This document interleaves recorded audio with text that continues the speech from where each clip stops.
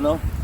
Last time, ito natin sa Electro at sa Texas is single hurdles.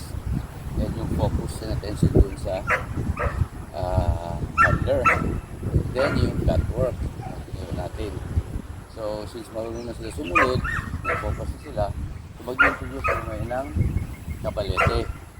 So ito yung isa sa mga way ng training ng technique na para mag-commit yung aso dyan. Makuha niya yung balance, yung distance, at saka yung kanyang ma-estimate niya kung gaano siya kabilis, yung footwork niya, so yung timing, okay? So yung pag tingin sa handler kung saan ang direction, so yun ang makuha niya. Marami siyang matututunan dito. So as we go along, kung continue natin yung training, siyempre, dahan-dahan lang. Pero ito kasi yung one way na madali matutunan na aso yung hurdles. Okay? Natin si Chase. Come on, Chase. Come on. Chase. Stay. Come on. So ito po yung flat work. Chase. Chase. Yes.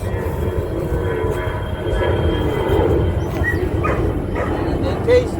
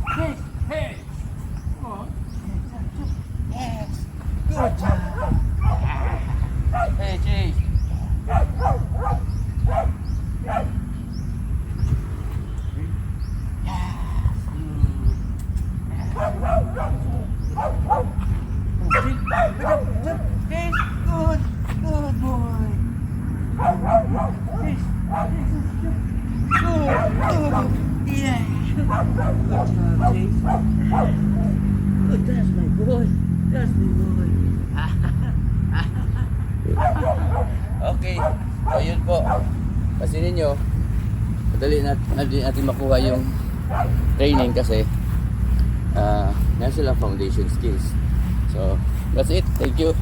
I'm happy.